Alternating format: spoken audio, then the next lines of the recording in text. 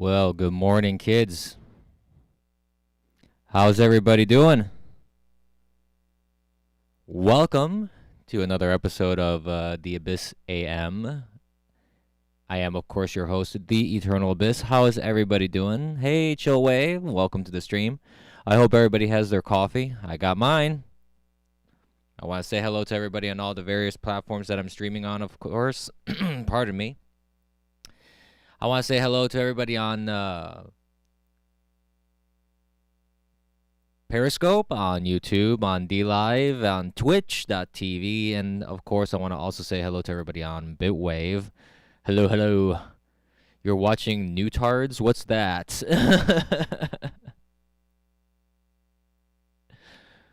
I'm always the last to know everything, so what exactly is that?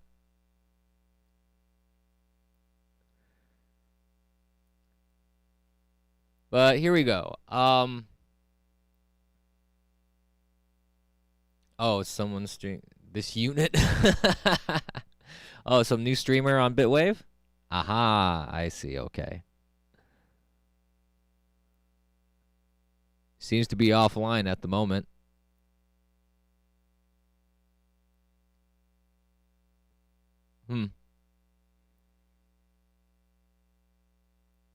Does he have replays?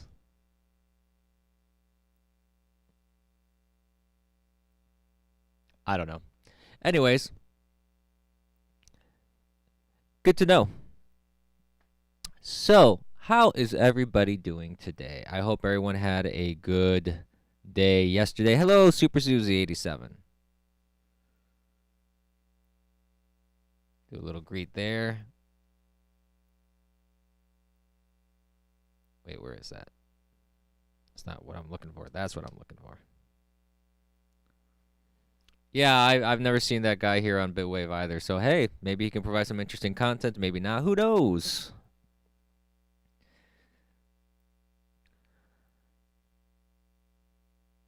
You have a quick seethe video for me? All right, send it my way.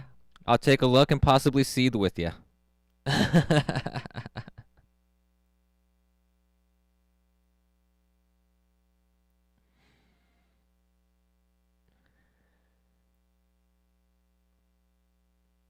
Hey, MZ, how you doing? Welcome to the stream. Let's see here. Yeah, I just shared everything on social media, so I'm delaying a little bit. I gotta confirm my age to watch this? Oh. It's riot stuff, that's why. Really? Okay.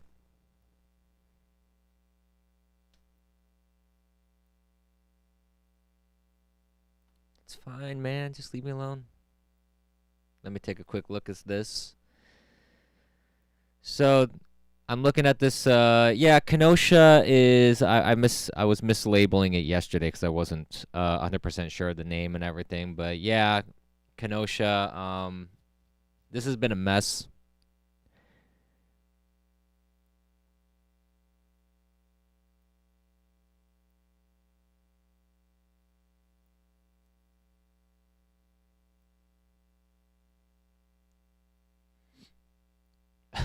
He sprays the extinguisher on him. Good for him.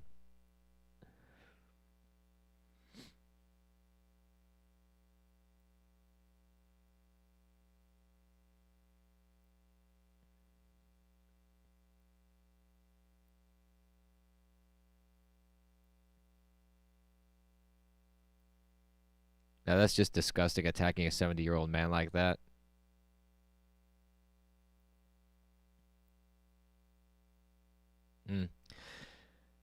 Okay, well, while we're waiting, I was going to talk a little bit about this whole Kenosha situation, so we might as well start that now. I'm going to see if I can put this up on view so everybody can see that. I want to just take a quick look about what it was all about before doing anything here. Let's see here. Hopefully I won't boomer up the stream. With me, you never know. It's always a possibility.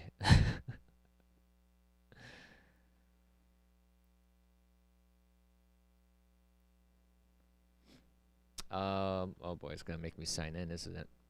Okay. Let's try and sign in here if we can.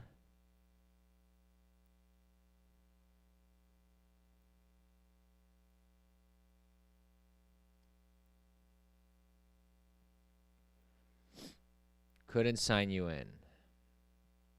Okay, never mind then, we won't use that.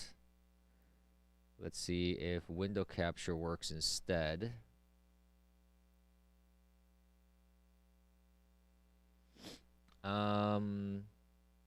Nope. It's not even showing up.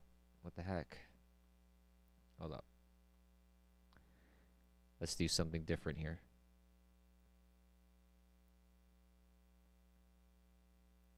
Loading, loading, loading. Here we go. Okay. Excuse the sniffles. As usual, I'm having like sinus issues. That's a daily thing with me here, unfortunately. Come on. Gosh, this is so slow for some reason. I don't know what's going on.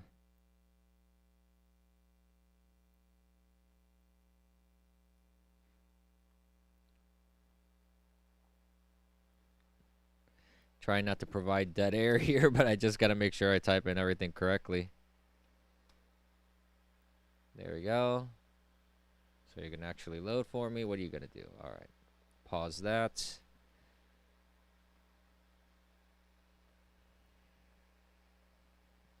There we are.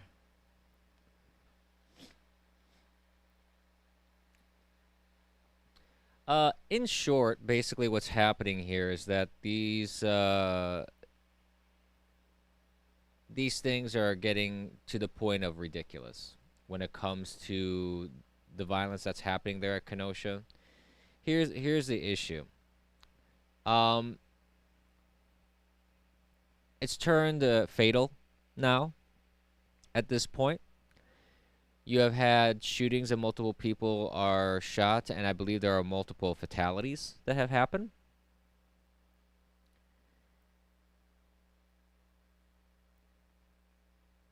These are not protests. Let's just be clear what this is. These are people that just want to hurt the country. They are not fighting for a cause here. And I don't know why it's doing that. It's not supposed to be doing that. If I'm putting it in my preview, it's not supposed to show it in my main here. This is so dumb.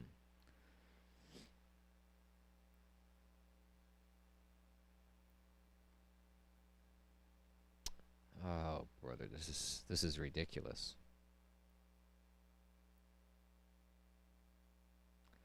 Hold on, doing a little bit of maintenance here. Silly. Just silly.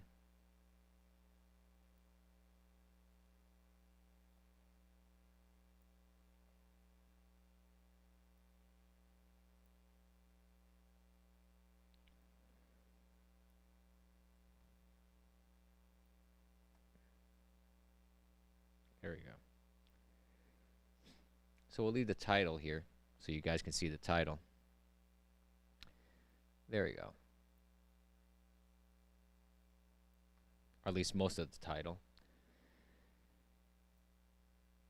And I'll try to make sure that the audio is set up properly here as well.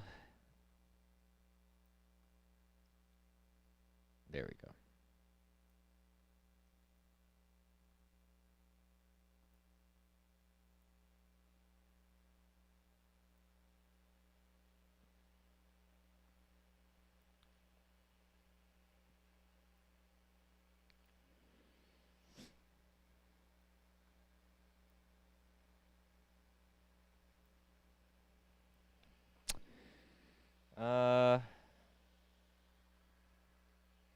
I'm not getting any audio. What's going on? Is there audio to this?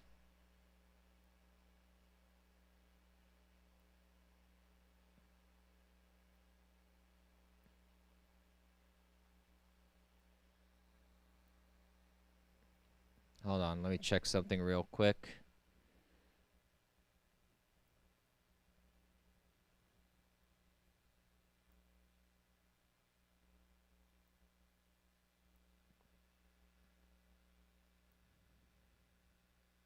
Okay, I think I see what's going on here. Give me 2 seconds.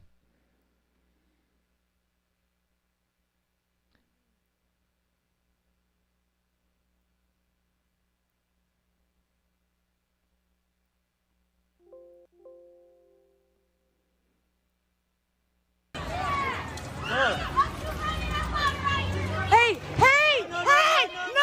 No!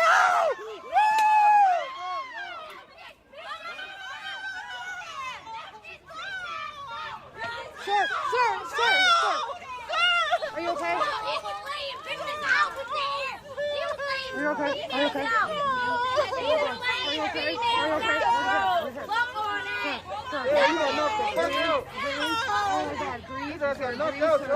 Turn his head. He was just defending his business, that's all he was doing. And they walked up and fucked him up. I have it all on video. Listen, all of it. He didn't deserve any of that. Any of it. This is just wrong, guys. Do you not see this? This is wrong. This is what's going to happen to every one of you when this goes nationwide. I don't think you realize this. Please, guys. We're trying to protect ourselves. Hey, you got alcohol in there? You don't understand Alcohol? what terrifies these black men out here.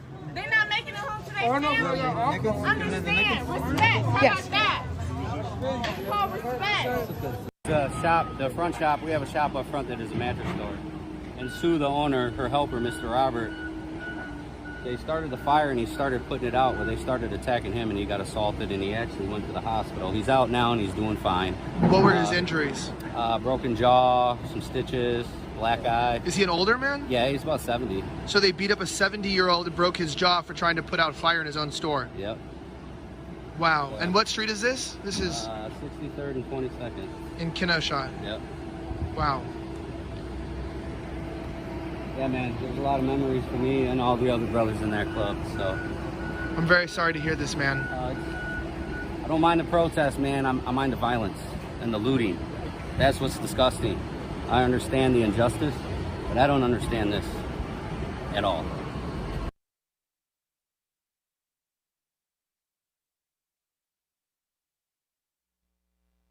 Okay. Well, that happened.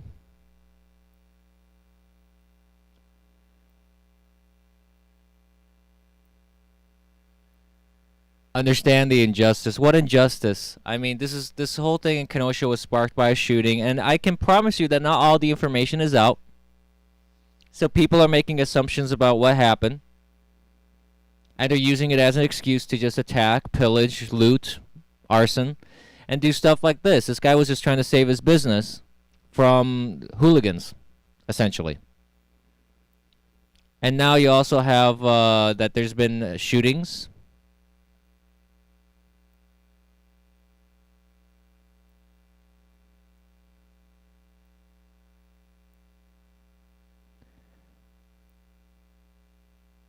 Who was resisting arrest? The guy that punched the elderly gentleman?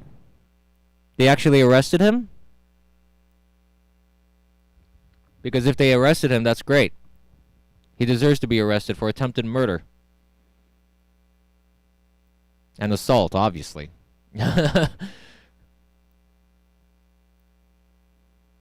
Hey, hello, Troll M87H. Yeah. I wasn't as late as I usually am.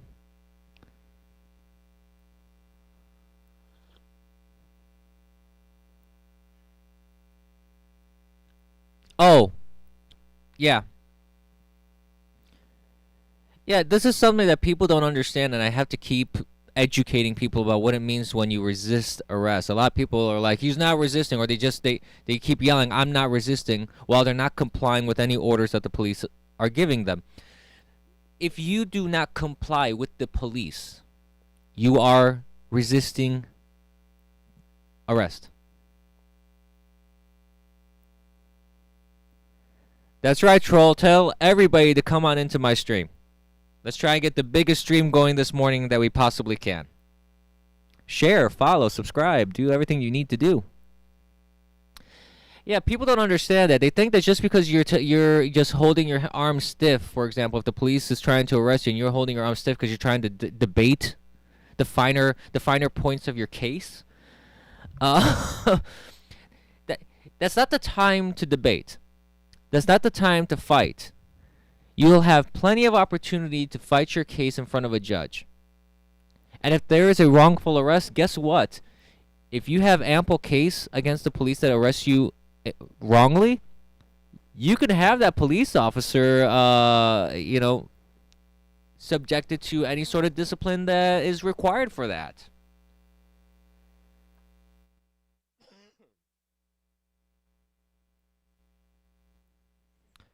Maybe once they burn down a few more Dem-run cities, they will stop resisting. Maybe. I don't know. I wouldn't hold my breath on that, though.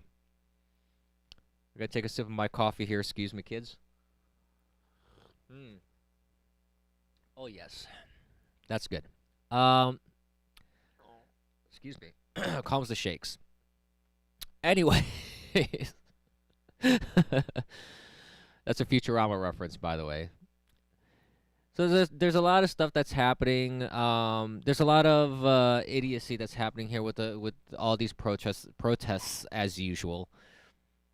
I was gonna go over here.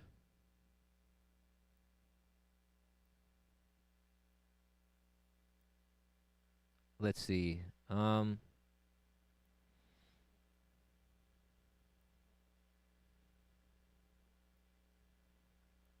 Well, this was trending, and now it seems like, oh, wait a minute, there it is. So, third night of protest in Kenosha, Wisconsin. I had said Washington. I made a mistake yesterday. It's Wisconsin. You have reports coming in that multiple people were shot amid ongoing protests against police brutality in the city.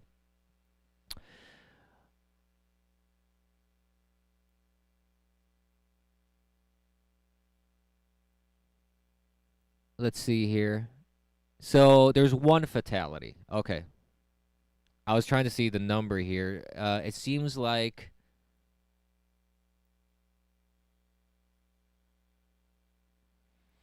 the Jacob Blake is the person who was shot by the police who was resisting arrest, it seems, allegedly.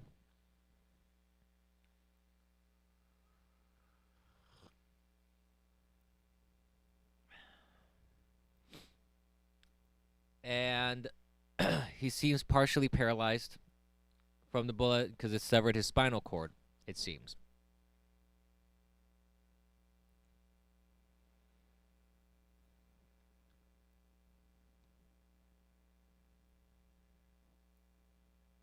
And let's see here.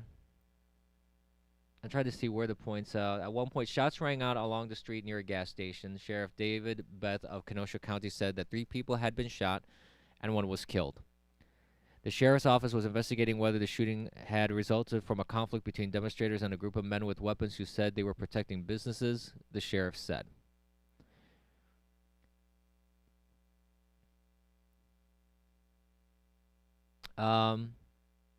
And the Kenosha Police Department is now facing intense public scrutiny.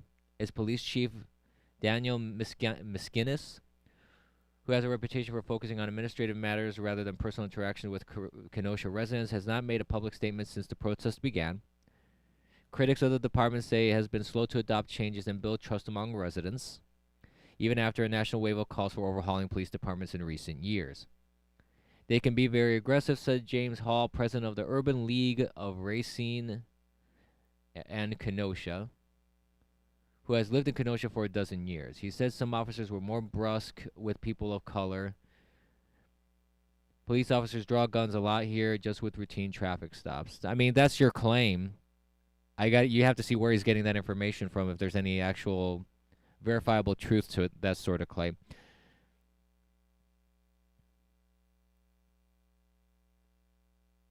Oh, there is a video here of the Jake Blake shooting. So let me take a look at this.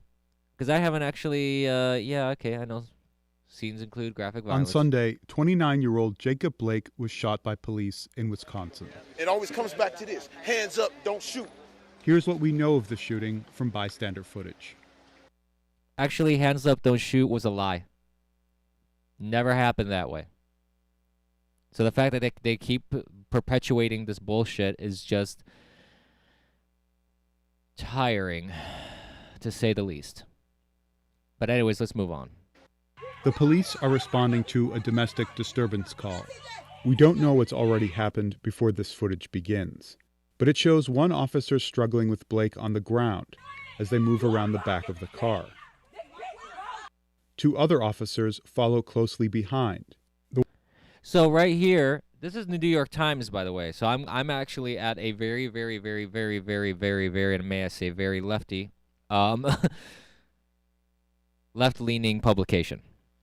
Now, they already said right here at the beginning, police were already struggling with him on the ground. That means he was not complying. That means he was resisting arrest. Now let's move forward. The one on the right is also trying to help restrain Blake. Blake manages to shake them off.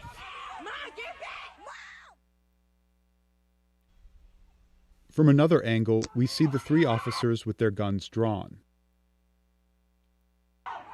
The officers are aiming at Blake, who is walking away. He circles the vehicle towards the driver's side door. One of the officers grabs him by the back of his shirt as Blake reaches into the car. The officer fires 7 shots. Another officer is holding a second object in his hand. We're not sure what it is. According to witnesses, 3 of Blake's children are sitting in the back seat. The officers on the scene provided first aid to Blake. He was transported to the hospital, where he's still being treated. Okay. So here's the problem. I'm not saying, again, and it's ridiculous also that I need to even say this, but I'm not saying it's just okay for people to shoot, like cops to shoot or whatever. Obviously, police have to show force appropriate to the situation that they're in, okay? So the fact that I even need to mention something like that is silly in this day and age. Thank you, Dispatch, for the link. Yeah, I saw a video.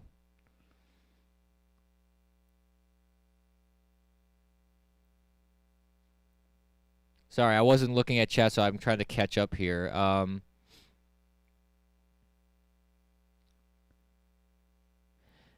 He's still alive, yes, sir. He is paralyzed, apparently. And what's going on is, the video itself shows that he goes around the car, tries to reach in. Now, as a police officer, you don't know what's going to happen if someone reaches into their car, because they may have a gun in there, they may have other stuff. He was resisting arrest. He was not following orders. He was being aggressive, shaking multiple cops. He shook off 2 people, okay? So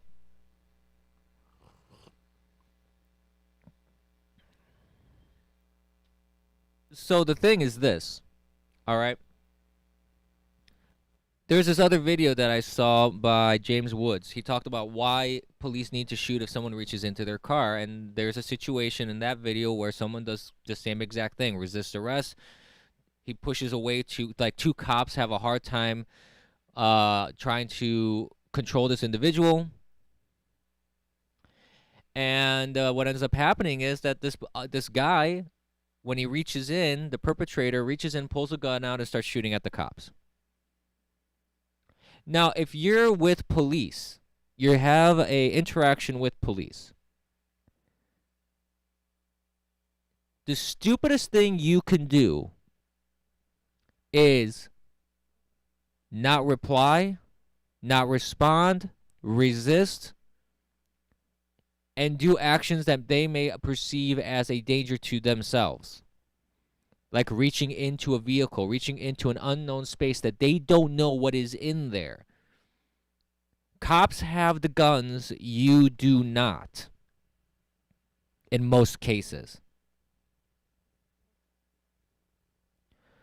Well, the thing is this. It is much easier to just deal with the cop doing whatever they need to do in terms of if they need to get a ticket.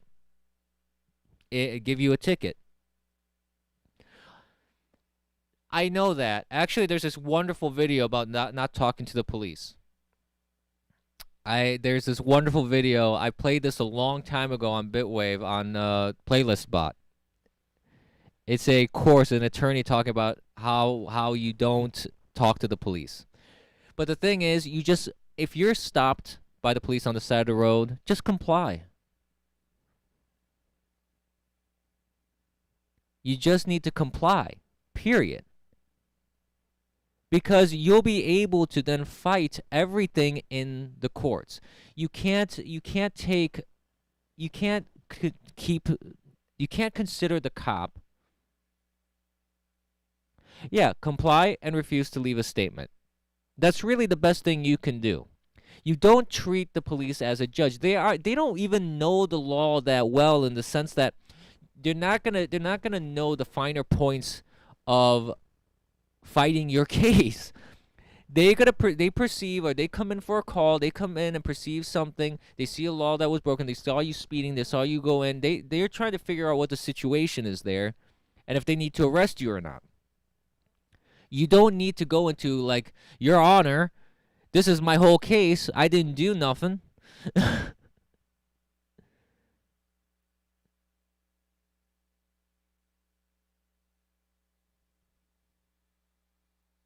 It's just, yeah, you need to be smart when you're dealing with the judicial system. Acting like a punk and a hooligan is not gonna be beneficial to anybody, least to you. Hey, thank you for the follow. Emilian, thank you for following on D Live, much appreciated.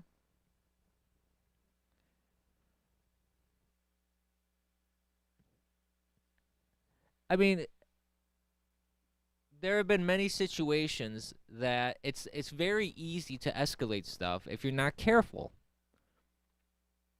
And I'm not even saying that the police in this case were doing a rightful or wrongful arrest. I don't know the details, and the video doesn't show what happened before at the time the video starts. You already see the arrest in progress and the guy's resisting. So nobody knows the details.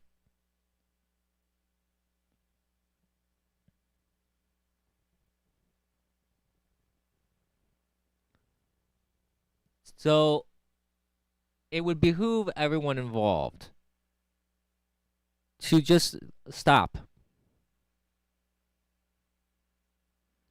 I don't know if it was an arrest warrant. The video was saying that there was a domestic abuse thing. So they were called in for some sort of domestic altercation. So who knows what was going on there?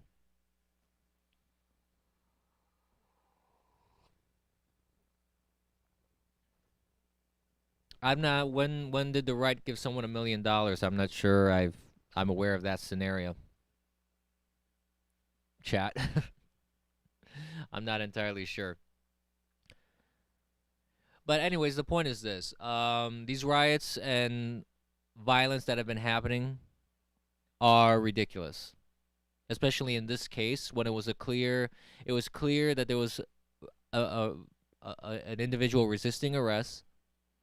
I think that if the police investigate what happened, they'll probably find that the police acted within the bounds of what is reasonable force if they feel someone is reaching for a gun.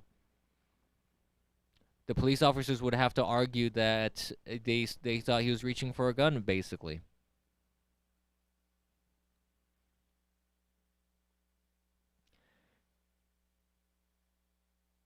So, I don't know. I'm not going to make any sort of proclamations here on whether one side is right or one side is wrong, but I do think that the best thing that people can do when these scenarios come up is wait for the facts.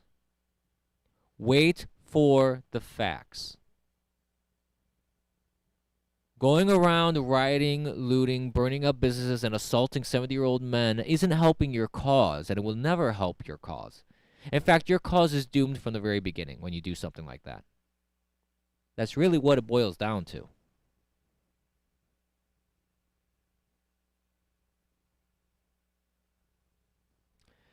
But moving on, there's other things to talk about. I don't want to dwell too much on Kenosha because that's a mess. Just like every other protest that's been happening so far. Protests, they're just riots. That's really all it is. It's anarchists.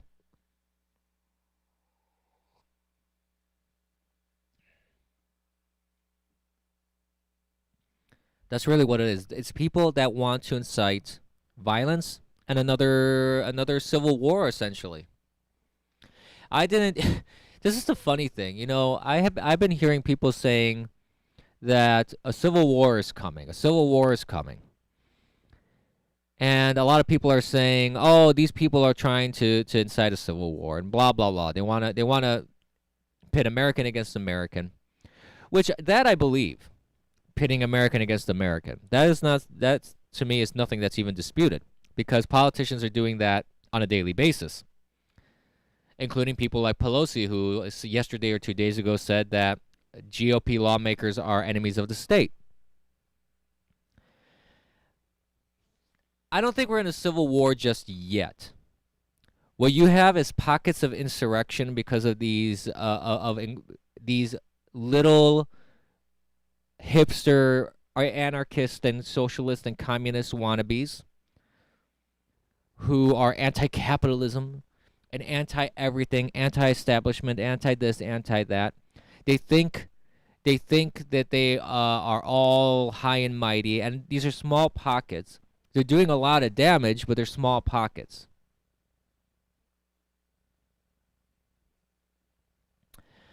No, it's not calming down DE95, not at all. It's just that there was more focus on other things in the news. So,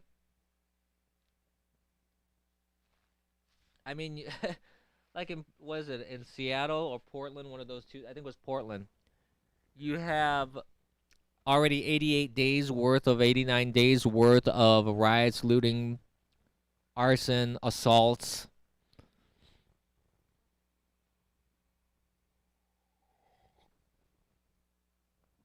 So, I don't know if we are in a civil war or not. I don't know if we are going to get there, but I can tell you that it seems like that's what these people want.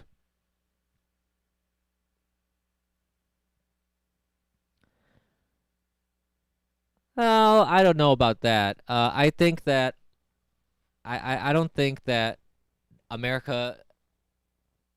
I don't think that America has gone that weak. I think the problem is, excuse me. I think the problem is more you have politicians that are comfortable with the power and influence that they have, and it seems to me that it's easy for elites like Pelosi to say the stupid crap that she says. Excuse me. Because there's no consequence directly to her. Much like other politicians. Because they use and abuse their power to bubble themselves, to create a bubble around them, to protect them from the bullshit that they incite. For example, Mayor Lightfoot of Chicago, where she uses her power and resources available to her as a mayor to protect her neighborhood from riots and protests, but who gives a crap about all the other denizens of Chicago? Politicians are complacent. Don't be like them. That is correct. They are complacent in their complicitness in inciting this sort of behavior.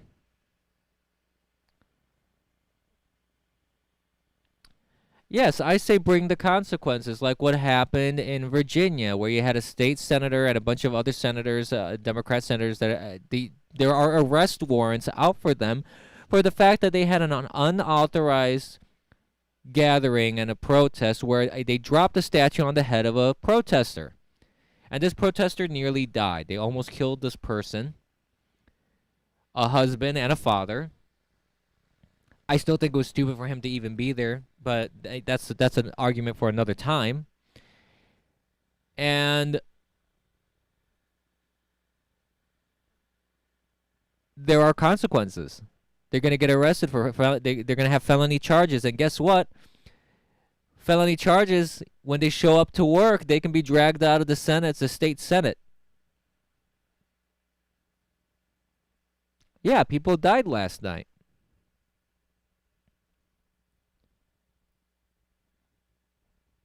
Yeah. You have one fatality there at the Kenosha protest. Let's call it a protest. I don't think it's a protest. But anyways, moving on to different topics. I've kind of said I feel everything that I can say. Don Lemon, speaking of riots, Don Lemon, one of the stupidest people on television, says that riots have to stop explicitly because of their political impact, not because of what they mean for having a functional society or criticality of the rule of law and the impact of the lives of Americans. That is, he cares about it's costing Democrats the election, nothing more. That was a tweet by Benjamin Weingarten. So Don Lemon here, let's play this jackass of the nth degree. I do think that what you said was happening in Kenosha is a Rorschach test for the entire country. And I think this is a blind spot for Democrats. I think Democrats are ignoring this problem or hoping that it will go away. And it's not going to go away. And so, unless someone comes up with a solution over the next 73 days or 70, however many days. 68 days. 68 days. So it's not going to, the problem is not going to be fixed by then. But what they can do, and I think maybe Joe Biden may be afraid to do it. I'm not sure. Maybe he won't. Maybe he is. He's got to address it. He's got to come out and talk about it. He's got to do a speech like Barack Obama did about race. He's got to come out and tell people that he is going to deal with the issue of police reform in this country, and that what's happening now is happening under Donald Trump's watch. And on Donald Trump's watch. And when he is the president, Kamala Harris is the vice president, then they will take care of this problem. But guess what? The rioting has to stop. Chris, as you know and I know, it's showing up in the polling. Mm-hmm. It's showing up in focus groups. It is the only thing right now that is sticking. And the Democrats tonight stuck with that, right? And they also stuck with the theme that you said, the coronavirus. You got coronavirus and you have Kenosha. So yeah, basically what Don Lemon is saying there is that it's hurting the Democrats' polls. They're getting hurt in the polls. It's hurting their election. It's hurting them big time because no matter what side of the political spectrum you happen to be on, there's one commonality that people have.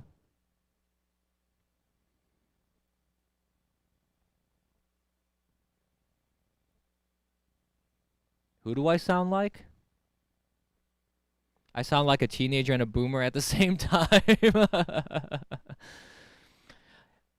Well, let's say I'm closer to a boomer, but in spirit, I'm still young at heart.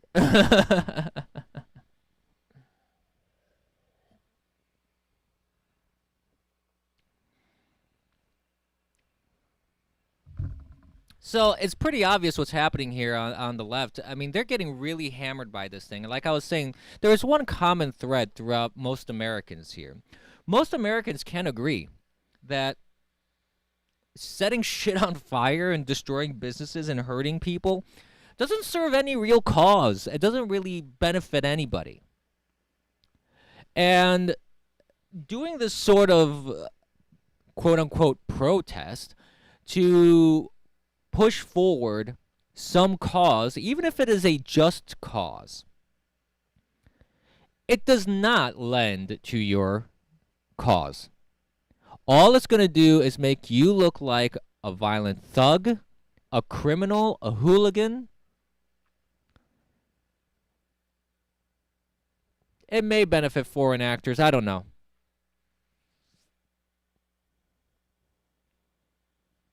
I don't even know who Davy Crocco is. I don't. This is how I've always talked. I can't help it. So, um,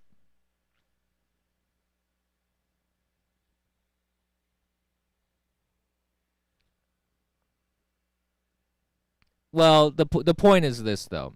Biden has been slipping in the polls, big time. Viewership of the DNC versus the viewership of the RNC has been night and day.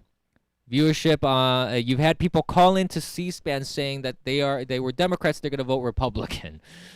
You have 6-time viewership for the RNC. You have the production values for the RNC are through the roof.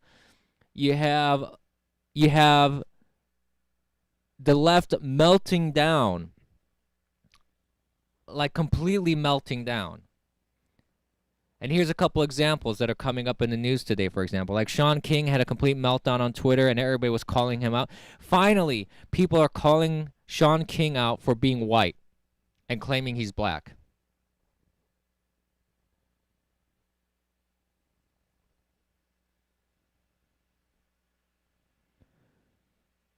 No, I haven't seen those numbers, Dispatch. There is some of that for sure, Illustrator.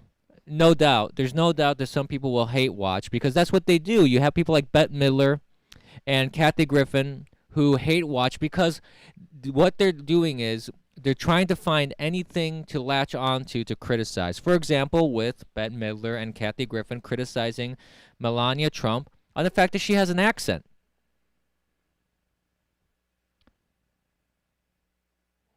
Hey, love my Trump. Thank you for watching on Periscope. I don't know if it's going to be a landslide. I don't know about that. I can tell you that I'm somewhat confident that Trump is going to win. I don't think it's going to be very difficult. You have some people like Scott Adams saying, oh, it's going to be a close race.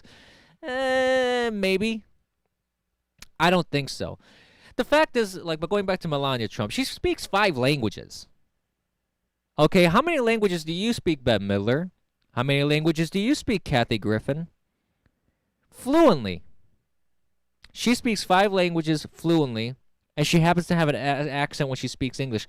And the beautiful thing is this, okay? They criticize the right for being xenophobic. They criticize the right for being anti-immigrant. They criticize the right for being discriminatory and bigoted towards people that are not white, for example, that are not them. Yet, it's perfectly okay for them to criticize someone's accent and being a foreigner. But if a conservative did something like that, they would be excoriated. They would be crucified. They would be slapped with racist, bigot, xenophobe, all the crap that they've been saying. But because it's Bette Midler saying it, and because it's Kathy Griffin saying it, oh no, that's perfectly okay for them to be discriminatory and to be racist in that fashion. Because that would fall under their category of what it means to be racist. They've used that before. You can't criticize people with an accent. You're a xenophobe if you do that. You're a racist if you do that.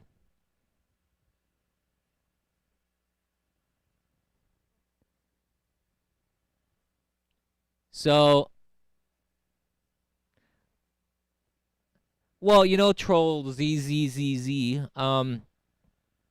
You're saying that Trump will probably win, but it's impossible to win the popular vote when every Californian votes twice.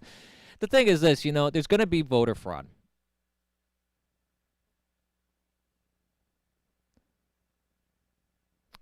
I don't quite agree with that, troll DE95. I mean, Melania is an attractive woman. I never thought of Jackie Kennedy as someone who's attractive.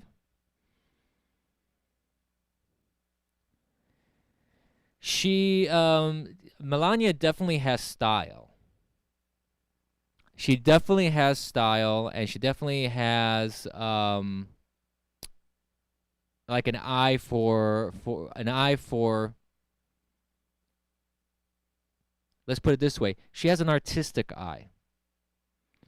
She's very good at kind of like the clothing that she wears, how she puts herself together.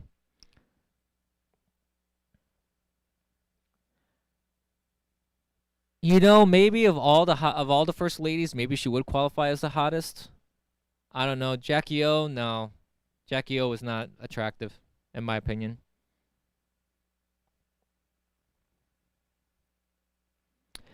We don't need a hot first lady. That's true. I'm not saying that that's a requirement. It's not. But I mean, it's interesting. It's an interesting deviation from the norm. Normally, most first ladies and most presidents, for that matter, this isn't even just a first lady thing. Most people in politics are not very attractive.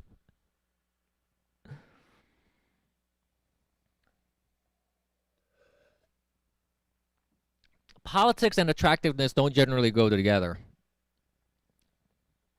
I would propose the requirement. Maybe dispatch. Maybe we should. I don't know.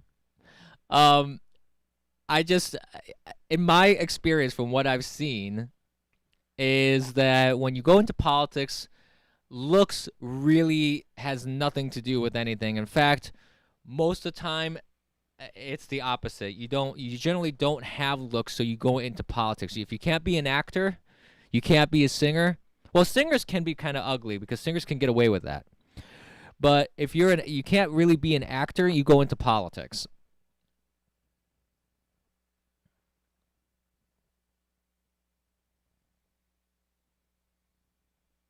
Imagine allowing ugly women to be the most powerful women in America. Anne Ramsey managed to pull it off? Yeah, maybe. No, I mean, of course, there's exceptions to the rule. But I'm saying in general, we need a swimsuit competition in the primaries? Maybe. I don't know. No, that's sexist. That's sexist. Misogyny. Anyways, no, I'm just messing around here. The point is, see, you guys keep derailing my streams. We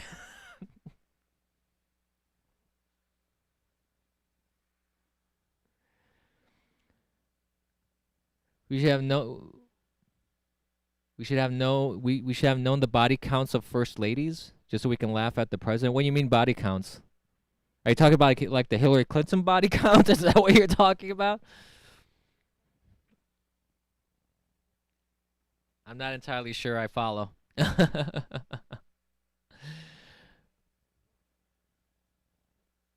Nonsense. No one would ever derail your stream. Of course not. But anyways, all these riots, going back to what I was talking about, because we were talking about Don Lemon and Melania here. All these riots are hurting the Democrats, and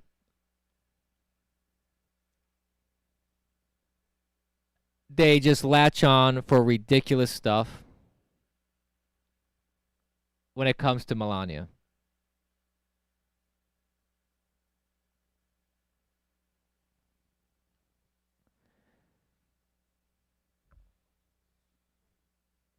So it's ridiculous that people latch on to what Melania was saying, especially over her accent. Like I was saying, if a Republican or a conservative did that, oh goodness, that would be the end of the world. It would be the end times. It would be like nuclear annihilation.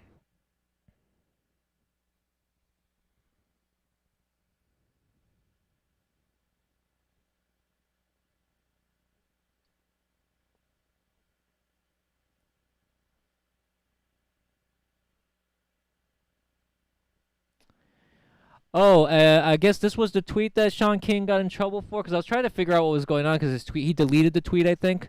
So he tweeted to the Kenosha Police Department, if you do not name the officer who brutally shot Jacob Blake on Sunday, we will simply begin naming officers from your department who may or may not be him. F8, your protection of his identity is unethical. What's his name?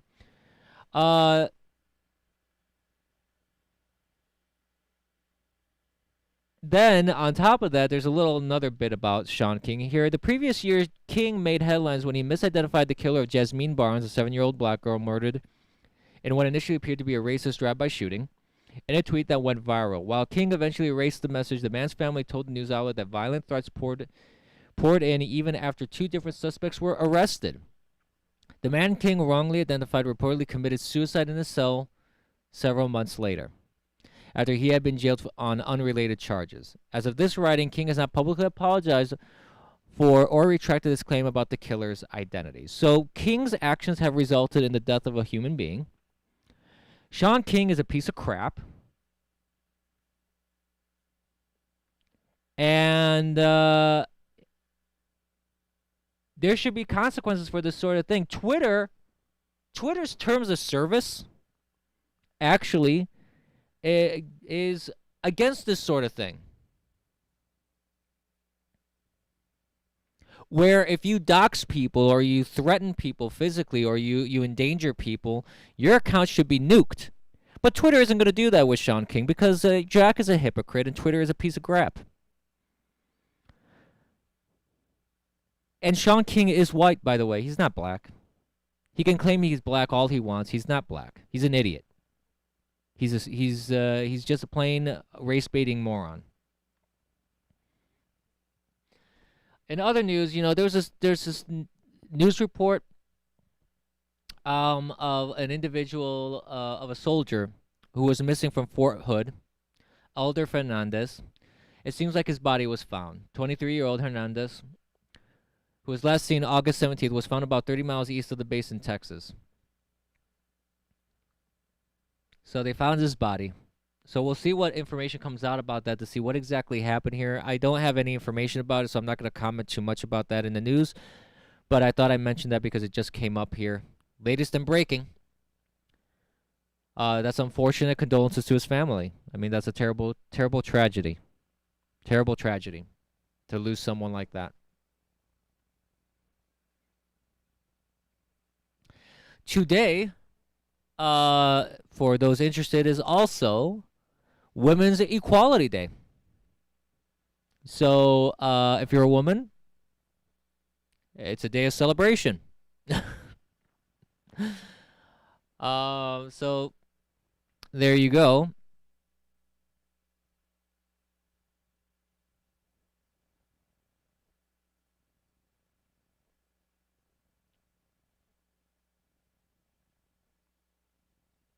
I think, I have kind of mixed feelings about these sort of recognitions. Not so much. This is where I'm getting at with this. Hear me out, because it may seem like I'm starting out on a bad path here. But the point is this: like whenever I hear like the first this category of individual that did something, and first that category of individual that did something, or celebrating a certain gender or a certain race or certain this or certain that, I feel that it actually takes away from the accomplishment. When you're focusing so much on the fact that this gender or this ethnic group or this person or whatever did something, and you're not really focusing on it as a accomplishment of human beings in general.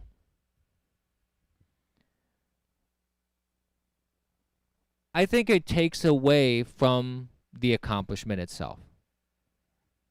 Because now you're not focusing on the accomplishment, you're focusing on just that person as if that category is a flaw that they had to overcome.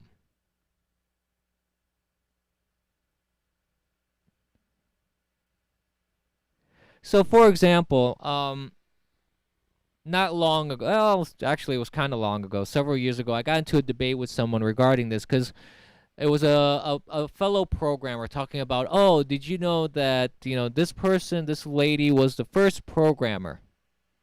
Because there was an article celebrating this woman who worked with Charles Babbage. Unfortunately, her name escapes me right now. But essentially, she is considered the first programmer, and they were celebrating the fact that she was the first programmer. And there's nothing wrong with that. I think that's perfectly fine. Celebrate who you want. I don't give a. It doesn't bother me. I don't give a hiney about a rat's hiney about that. It doesn't bother me. But I asked him, like, why is the fact that she was a woman such a big deal? Yeah, Charles Babbage. Why did I say baggage? I meant Babbage. Yeah, Charles Babbage. And he's like, well, it's a great accomplishment. And I go, but you make it sound like despite her being a woman, she was the first programmer. And he looked at me in a very kind of in a quizzical way, and he's like, well, what do you mean by that? I go, well, why are you focused so much on the fact that she was a woman? How about the fact that any human being was able to create the first program for the first calculator, essentially, calculating machine.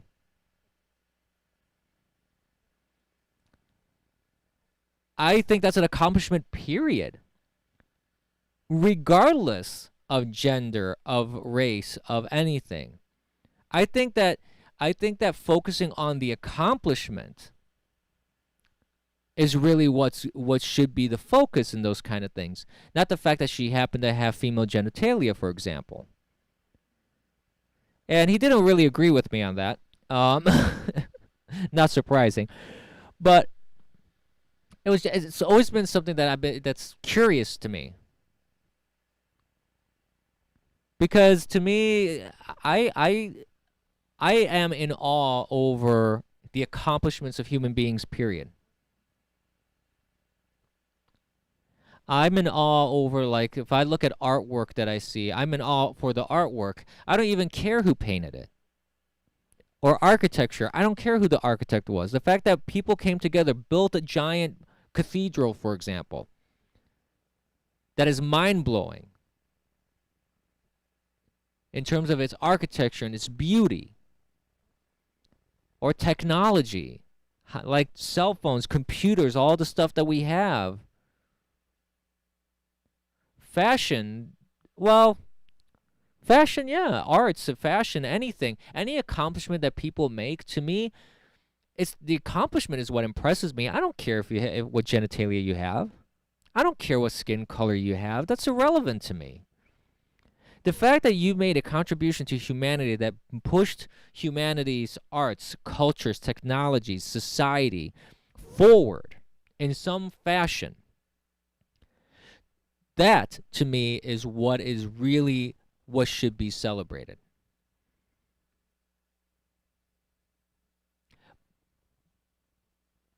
So, if people want to celebrate these things like this, so be it. I have no issue with that.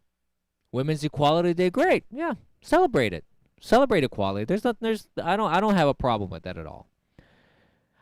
But I do think that it creates more long term. I think it creates a little bit more division because you're focusing so much on categorizing people.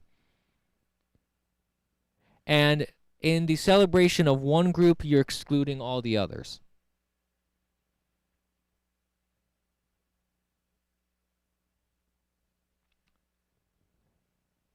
So that, to me, is where the problem lies when you're focusing so much on a category.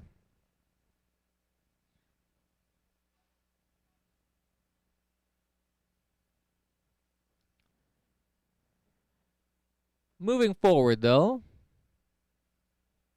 other items in the news is that President Trump pardons John Ponder, a convicted felon who is now a prisoner rehabilitation activist.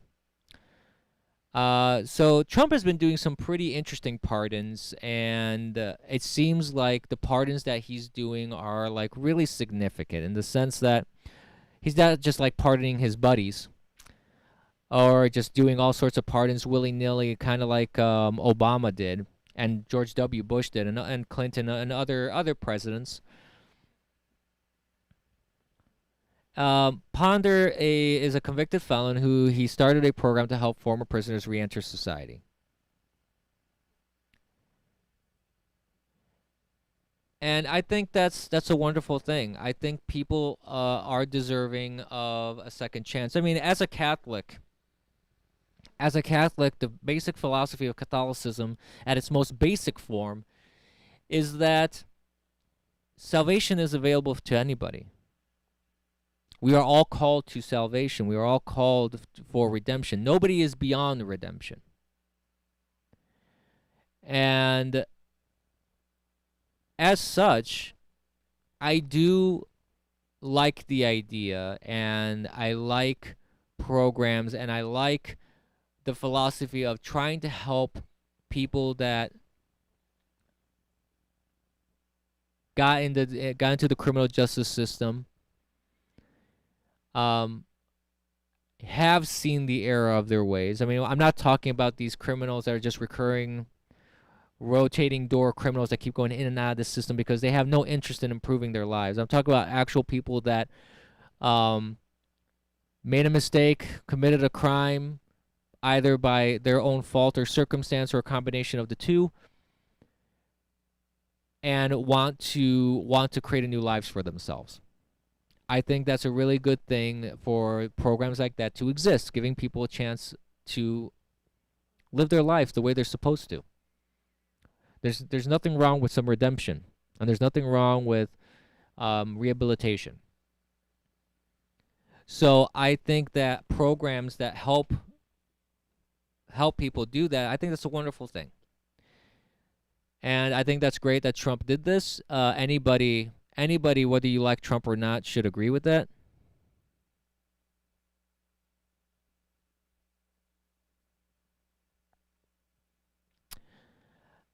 And I think everybody should want something like that.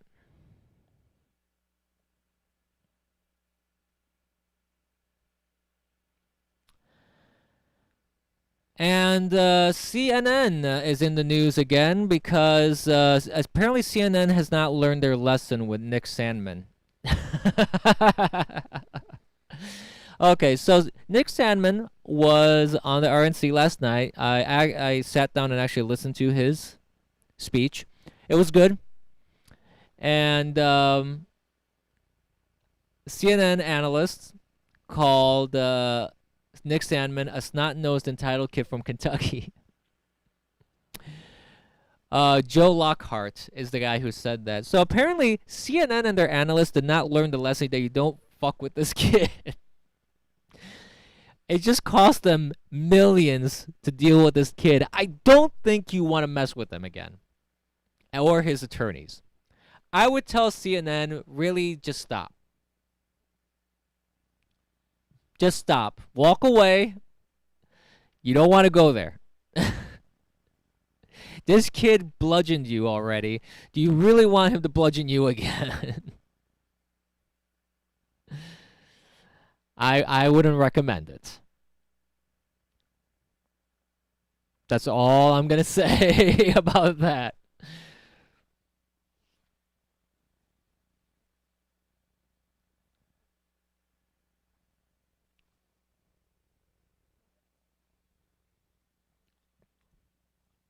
Yeah, I did see that, and they're opening an investigation about that. I saw that not Nick, what am I saying? Mike Pompeo called in from Israel to do his speech. And everybody's having a cow over that, and they're going to investigate that. I was like, come on. Suing the mainstream media is the future we should all aim for. Absolutely.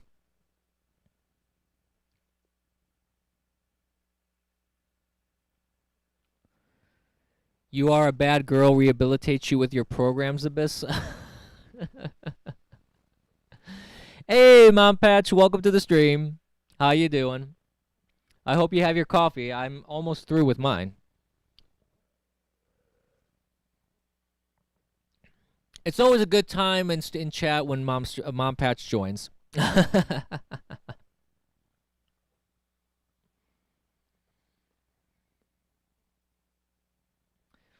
Embrace the new way. That's right, Bleed the Sheep. I mean, that's really all the major news items that are happening today. I mean, tonight is going to be night 3 of the RNC.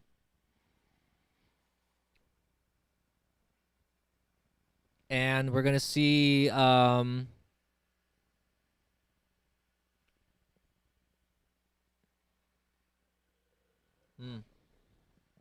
excuse me, just drinking the rest of my coffee here.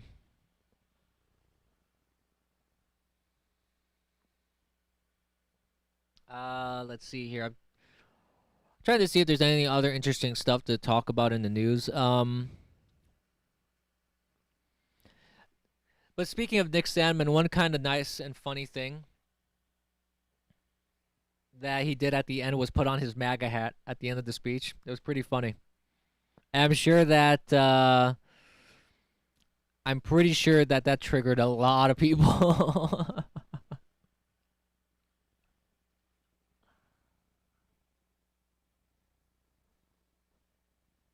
So, yeah, that's what's going on right now.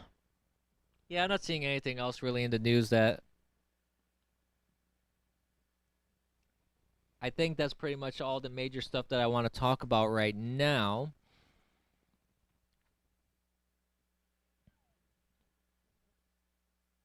I have not heard about that mom patch. Hillary Clinton is pushing Biden to not concede even if he loses.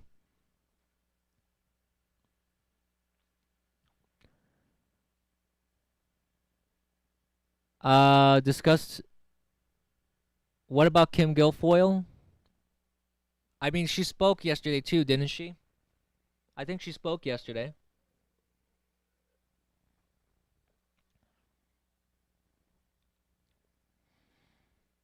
I think. Oh, thank you. Yeah, thanks for the link, Chillwave. Let's see. Let's check that out. Hillary Clinton says Biden should not concede the election under any circumstances. Which is ironic because I remember in 2016, someone was saying that they were concerned that someone wouldn't concede if she won. Who said that? Let me think. I think it's on the tip of my tongue here. Oh yeah, it was her. She was the one that was going to claim that Trump wasn't going to concede even if he lost. The Democrats are the ones that are saying that Trump won't leave the White House if he loses the election. These people are insane. Hillary Clinton is insane. This woman needs to be removed from like all this bullshit, this public speaking. She needs to stop. People need to stop giving her a platform. And I'm all for free speech. I'm all for First Amendment. When you have seditious comments like that, encouraging sedition, encouraging treasonous behavior, encouraging anti-democratic behavior like that. Can you imagine if someone on the right, like Nikki Haley or Lindsey Graham or Ted Cruz, if someone says Donald Trump should have conceded under any circumstance? What do you think would happen? What do you think would happen if someone, a conservative, would say that? The left would lose their shit. They'd start ranting and raving. Their hair would be on fire. They'd be oh, anti-democratic, oh, dictator, Trump, Hitler, all this kind. They would just go nuts. They would just go nuts. But it's okay for them to do it. It's okay for them to do it.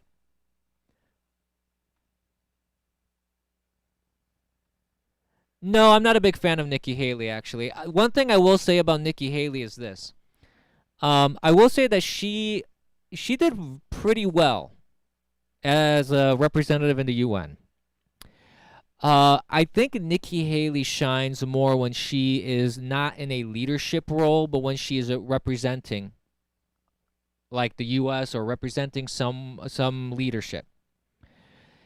When she has to make decisions on her own, that's when she starts faltering. Like with the whole flag thing, Confederate flag thing, that was, to me, she started that whole thing. She didn't support Trump initially either, no. And I don't think she truly, I think she has partial support. I think she partially supports him. There's certain things that she supports about him, and I think there's certain things she doesn't. I think she's more centrist than conservative. There are certain things about her that are conservative, certain things that are not. She started this whole Confederate flag nonsense and statue removal thing because of her actions. She handled that situation incredibly poorly when that shooting happened, and she pretty much triggered that whole thing.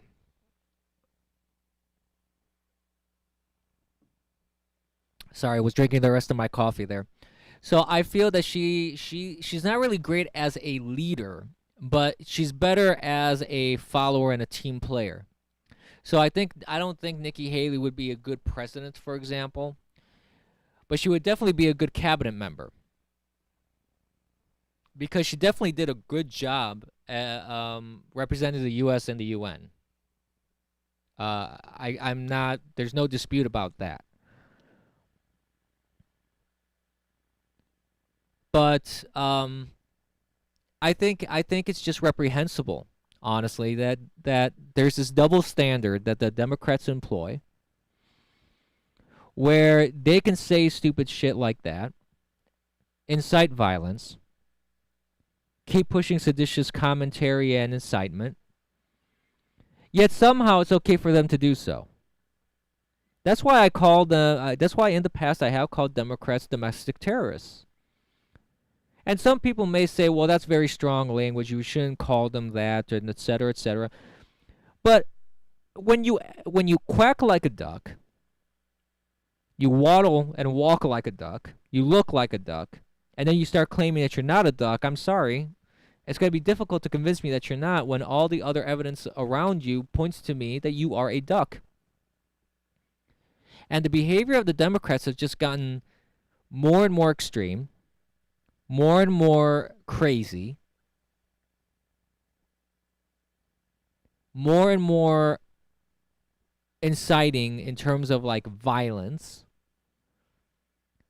It's that kind of language that got all those GOP guys shot at the baseball game. It's that kind of behavior that drives people to extremes. And it's that kind of speech and behavior that also puts people in a situation of hopelessness, in the sense that you feel powerless when you hear stuff like that. You hear stuff like what Hillary Clinton is saying, and that the media keeps allowing her and giving her all these freedoms to say the most ridiculous bull crap you've ever heard in your life. Yeah, Rand Paul got beaten up by his neighbor. And the neighbor got off scot-free, yeah. Broke the guy's ribs. Rand Paul had multiple rib fractures. Exactly because of this behavior from the left. People can criticize conservatives all they want.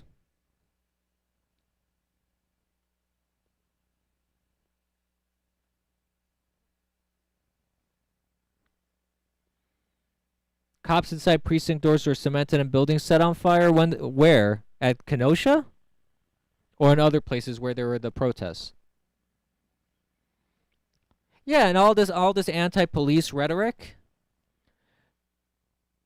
This is the one thing that whether you are conservative or liberal or Republican or Democrat, one thing that everybody can agree on is that I do not recall that Seattle, okay.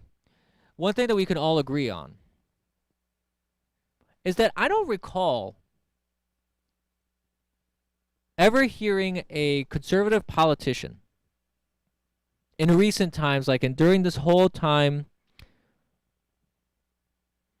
from, let's go from like Clinton, when President Clinton, Bill Clinton was president, up until present day. I don't recall any specific news items that came out calling for the violence from conservatives towards any entity, be it like Planned Parenthood, be it that any entity that they don't agree with. Okay?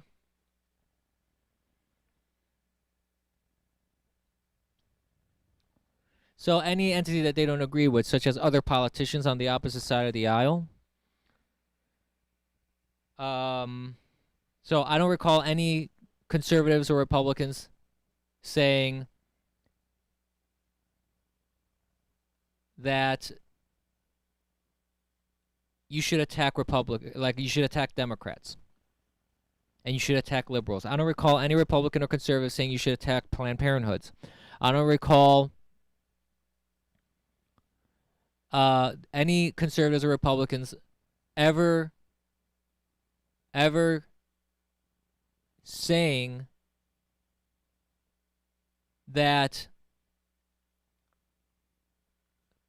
liberals are just going around hunting people down, like the police are hunting people down. I've never seen so much incitement of violence against conservatives in the media. I've never seen that happen on the opposite side. I've never seen the media go, if you know, saying that if a person wears a Bernie Bro sticker, that's the equivalent of the KKK hood. You need to attack them. Or people arguing that it's perfectly, they say it's okay to punch a Nazi and then define every conservative as a Nazi. I never seen the conservatives do something like that. I don't recall ever hearing that on the conservative side and on the right side. The left, however, have. They have said that police are just going around hunting down black people, which is absolutely verifiably untrue. The left has said that GOP lawmakers are the enemy of the state. You've had representatives like Maxine Waters, Ayanna Presley, AOC, and Ilhan Omar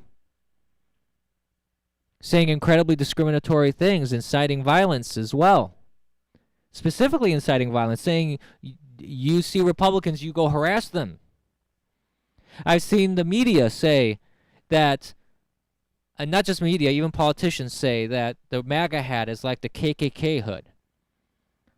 That it's okay to punch them, okay to assault them. I've seen that. I've heard that. What we have here is a fundamental split in philosophies of our nation. What we have here is a fundamental division where one side is calling for chaos. It's calling for bloodshed. It's calling for violence. It's calling for the destruction of property, people, institutions, the Constitution, our economy. While the other side is not. The other side is saying, let's fix things. If you have a grievance, let's fix things. We may not agree on how to fix things, but let's fix things. You have one side that wants to destroy the economy and hurt people, hurt their livelihood, while the other side wants to provide a strong economy that would give opportunities to all, of all social strata, of all levels of society. Create jobs for everybody.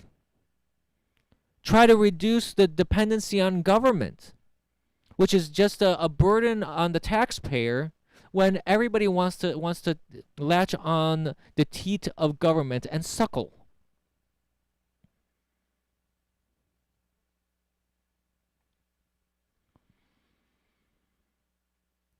But it wasn't even America in 1619. That's the thing. You're right, illustrator. America is such a great illustrator is saying that America is such a great country that its detractors have to go all the way back to 1619 to find something to bitch about. And that's not even that's not even a good argument on their end anyways, because 1619 wasn't even America then. It was a fledgling country. It was colonies that belonged to England. So if you have any grievances of what happened in 1619, go back to England and complain to the UK. Complain to the Queen. It has nothing to do with the United States. The United States wasn't even a thing at that time. They were just colonies. Hey, DSP official. Just got home. Am I starting the show from the beginning? Hey, kids, welcome to... No, I'm kidding. I'm not going to... You have to watch the replay. I'm sorry, sir. I'm getting close to the end of the stream anyways because I got to go eat lunch soon. But the point is this. The point is that I've never claimed that this country is perfect. No country is perfect. Every country is going to have some foibles here and there. It's going to have some issues that need to be resolved. There's always room for improvement. But to just write the entire country off, write its entire history off, write its people off, is a great disservice to actually all the good that has come from this country.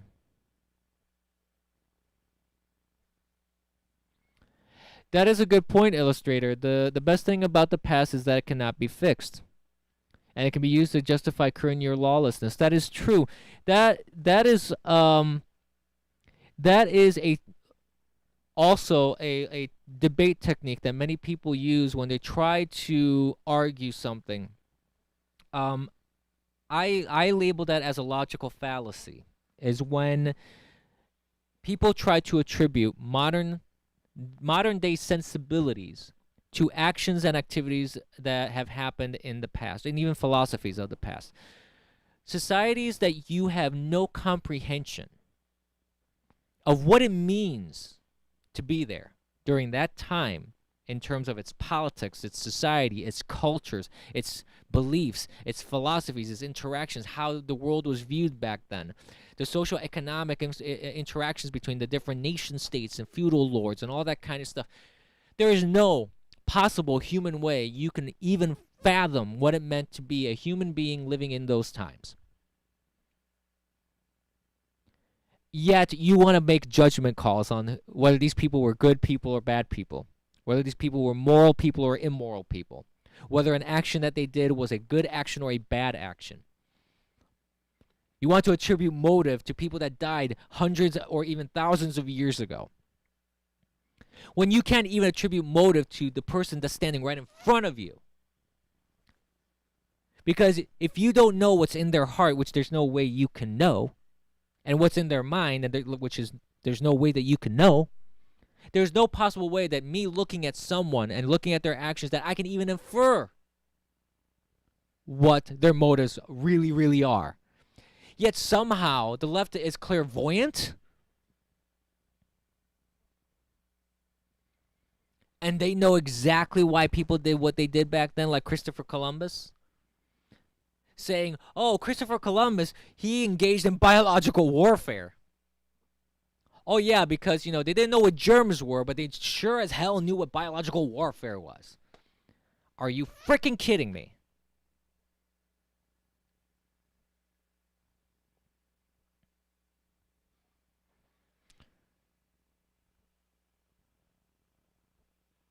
Oh, goodness. The invention of time travel would be the worst thing to happen to the left. They have nothing but perceived century-old slights to cling to, and if those were erased, they'd be suicidal. Yeah, but the problem is this, though. Even if you had the power to erase them, you can't. That's the thing. For bad and good, what came before is what made us the world that we are today. You remove an evil of the past, for example, then that evil will come again in a different form, perhaps. But apart from that, you may be affecting the development of the world in a very significant way. Excuse me.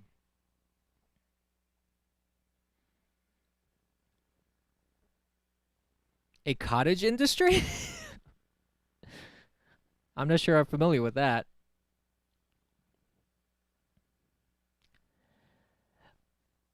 But basically, I'm going on a more of a philosophical rant here at the end. The point is that it shouldn't really matter whether you're a conservative or whether you're a liberal in your beliefs. The fact of the matter is that the end goal is that we're all American, and that no party should be behaving the way that the Democrats are. And nobody in the media should be behaving the way they're behaving. No, I get the cottage thing, but I'm not sure about I'm not sure what you mean about the cottage industry.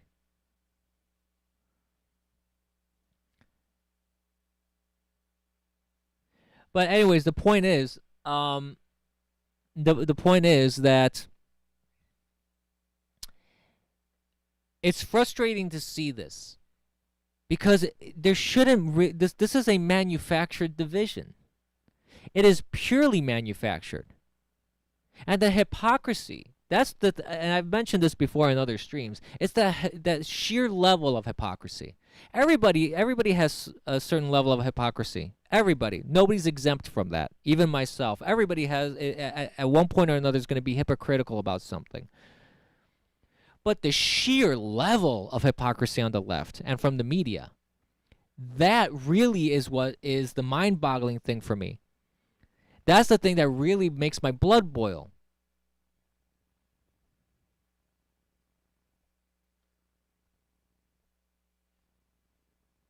So,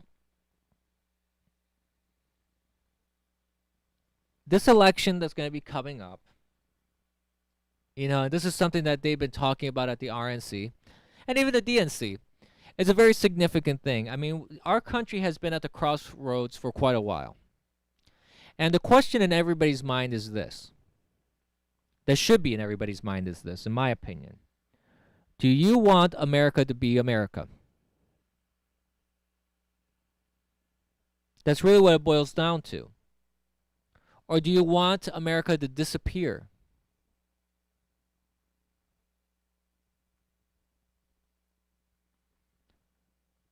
Because really that's what it boils down to. What it boils down to is that you have a party and a media and academia that want this country to no longer exist in its current form.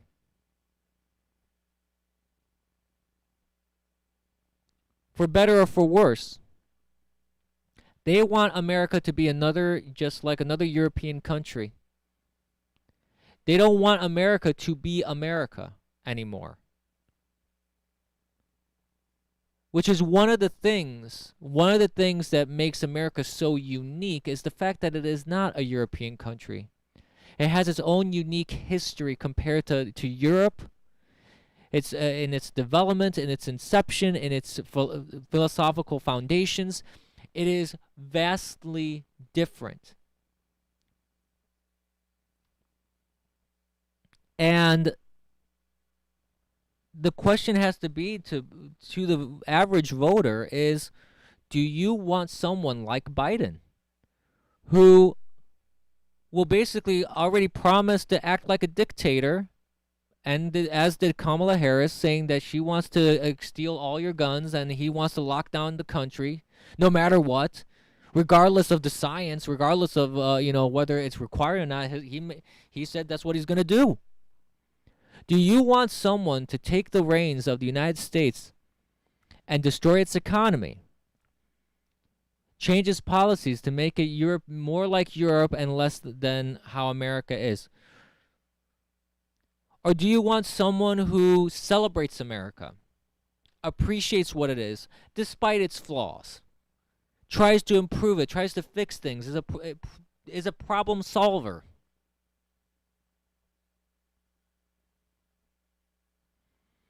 He probably will be, Illustrator. It wouldn't surprise me. But even if he isn't, the fact is the guy has dementia as well. It's obvious the guy has some sort of cognitive decline. So he may last for a little while, but I don't think he'll last through an entire term. He won't. He's already missing hits, as so to say. And if Joe Biden comes in, it's not even a matter of Joe Biden.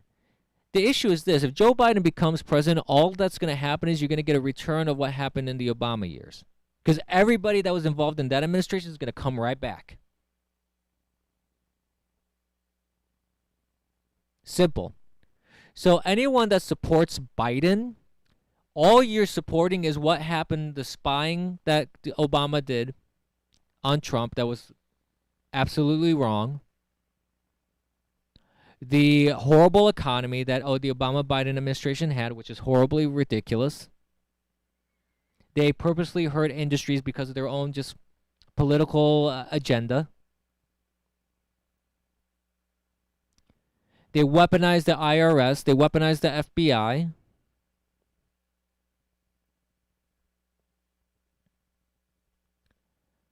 The corruption was rampant during the Obama administration. You had scandal after scandal after scandal. You had people you had the kids locked in cages during the Obama administration because those cages were made in the Obama years.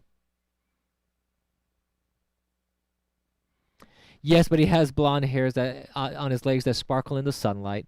Well, Jay Danks, I know that's dreamy. I know that's dreamy, but I'm a pragmatic guy. They blind the eyes just to look at them. The blonde hairs, the blonde hairs. They're gorgeous, they're gorgeous. Yeah, let's not even talk about the fact that Biden sniffs and fondles small children. Let's not even go there. Let's forget that for the moment. Joe Biden and his amazing Technicolor leg hairs. Yes, I've heard that his leg hairs cover the entire visual spectrum.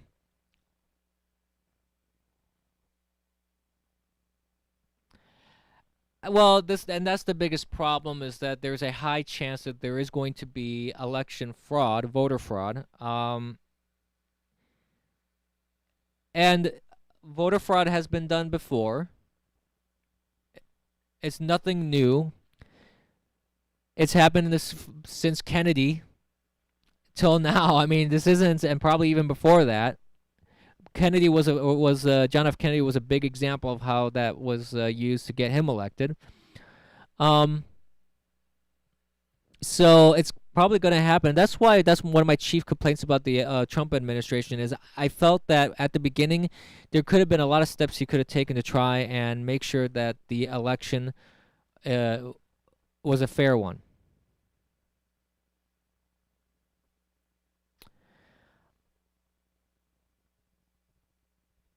On what scale for what? I'm sorry.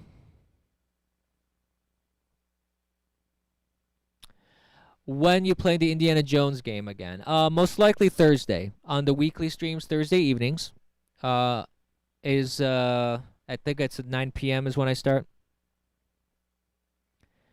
Yeah, he didn't push for voter ID before 2020. I think that was a problem. When he had the majority, that's when he really should have made sure that voter fraud was taken care of. That was a missed opportunity.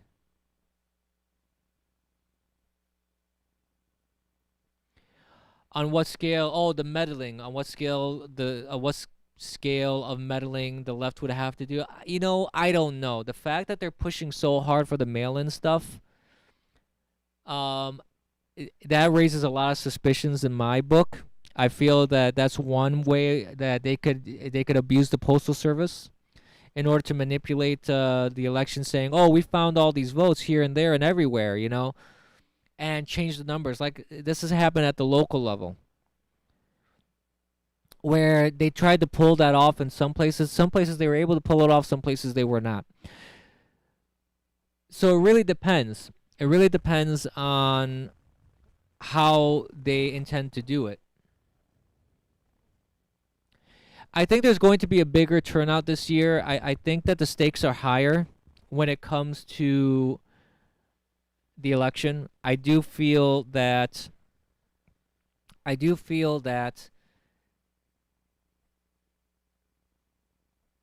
stakes are higher. There's going to be a higher turnout. If there's the use of all this mail-in ballots, I think there's definitely you're gonna find issues with that. And I don't have confidence in the process right now.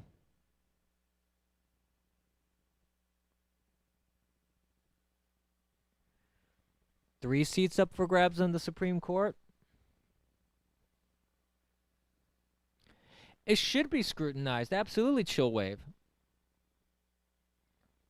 Thomas is going to be retiring? Really?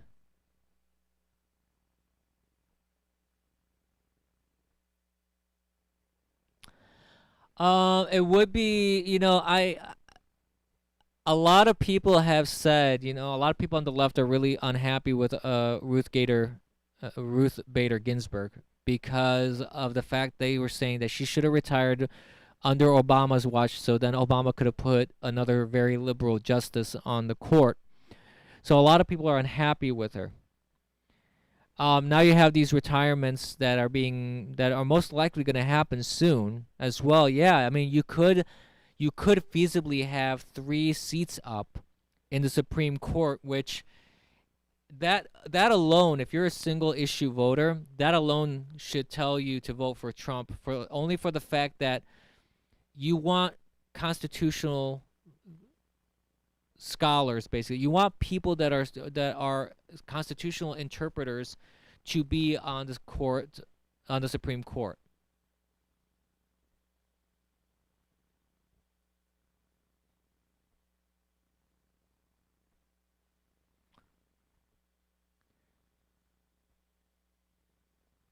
Rumors been that Ginsburg either dies or retires in 21. I mean, she is really getting up there in age, and I think they've been hiding a lot of her health issues.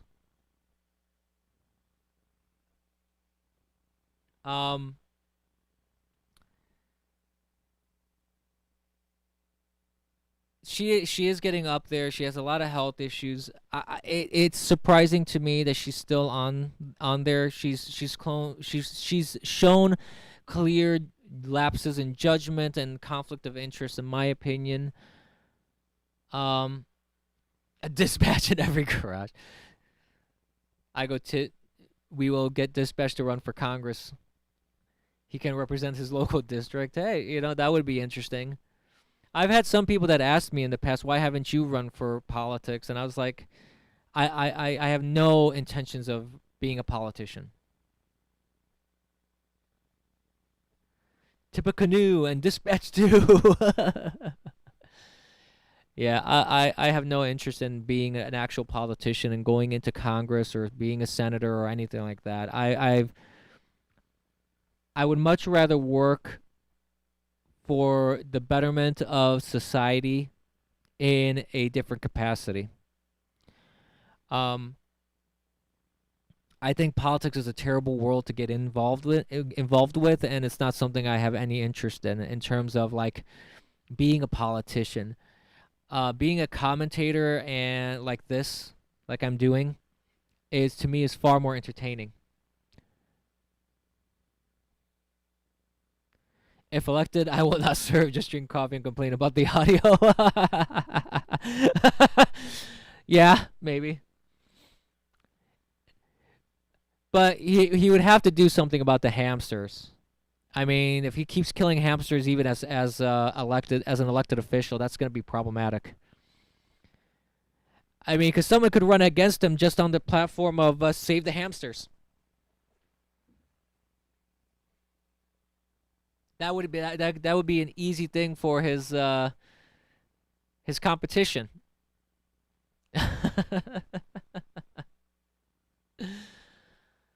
I I mean, if I was running against him, that's what I would use.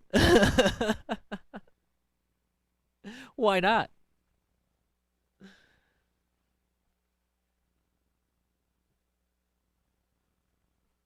Yeah, I agree. I think being a commentator and being someone that is within the political sphere but not as a politician, I think that can actually exert more influence than a politician him or herself.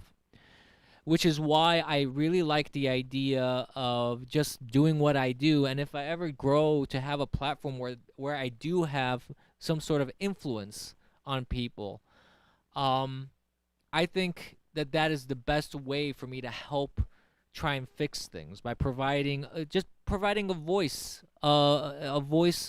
to people that may not have one. And I don't have any lofty goals. Like I never started this with the idea of being the next Steven Crowder or Ben Shapiro or anything like that. Being an effective commentator, yes.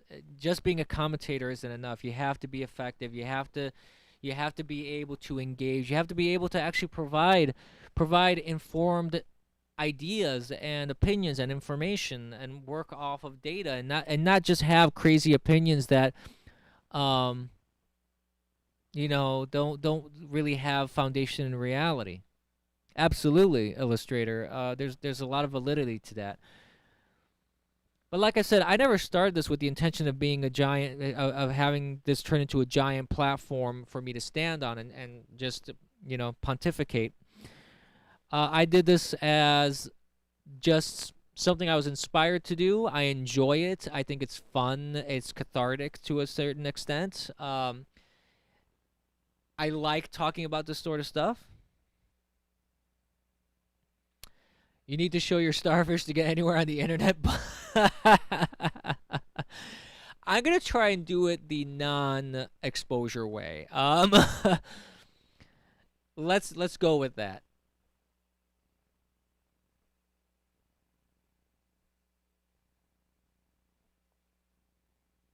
Don't be the next Ben Shapiro. Memo to sell shaved starfish.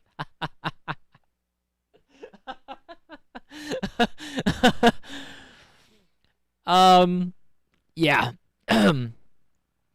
No, but Ben Shapiro or any other big platform person like that. I mean, the benefits that they have is the fact that they can make a living off of just spouting their opinions, and I think that's cool. I think that's awesome.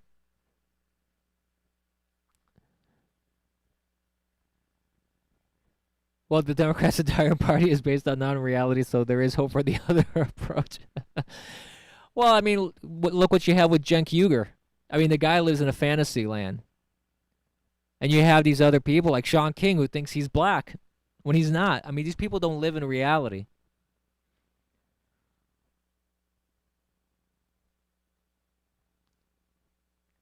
I did not even see that video, Jay Danks, of a Ben Shapiro Cardi B face swap video. I have no idea.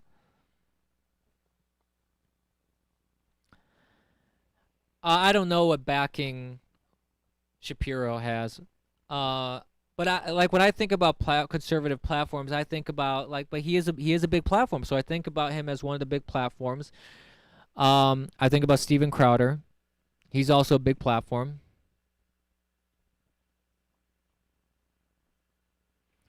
Yeah, you have to register to vote, but you don't have to register to turn on a radio and listen or listen to a stream or anything like that. Absolutely.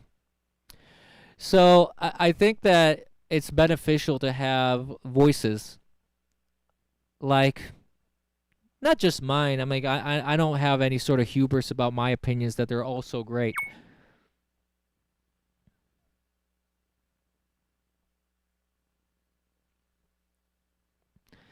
Hey MZ, thank you for the coins on Bitwave. MZ says that this is my last alert until dispatch gives me a wave coin allowance or a live stream proving Hamster 5 is still alive, or until I get my paycheck, because let's face it, the hamster is dead and I'll never get my allowance for my red alert addiction. Sorry, this is a crappy gray alert. Oh, it's greatly appreciated, MZ. Thank you so much. Yeah, damn it, dispatch, get on that. Let's prove that he's alive or give her an allowance. Come on. Chop chop. Let's get on that. We need our red alert addictions. We need to keep them alive. Don't hold out. Don't hold out on her, man. Don't do that. Oh no.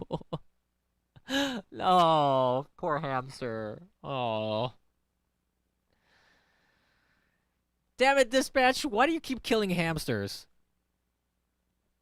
Oh, this is terrible.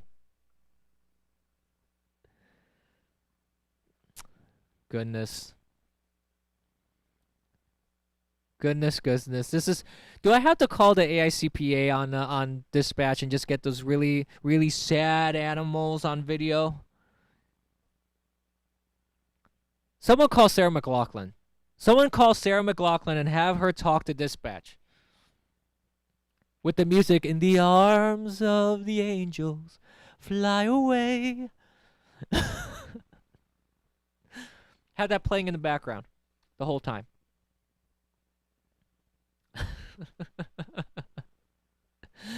Oh, goodness. Poor, poor hamsters. You shall be remembered. You shall never be forgotten. Help me.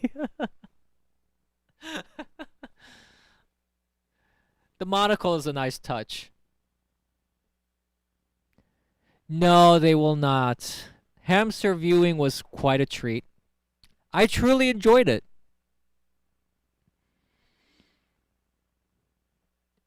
Don't let dispatch dogs sit either unless you want your house bombed. Oh, goodness. Oh, no. So, basically, the rule is dispatch and animals just do not mix in any shape, way, or form is what I'm understanding here. Is that pretty much the gist of what I'm getting, Mom Patch? Is that what's going on? Good advice, yeah. Really.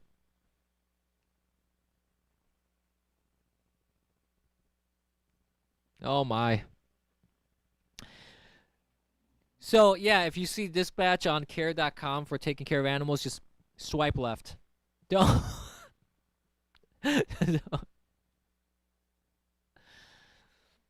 Oh, Illustrator. That's not what I was thinking. Don't go out of town. Yeah, no. Don't want to do that.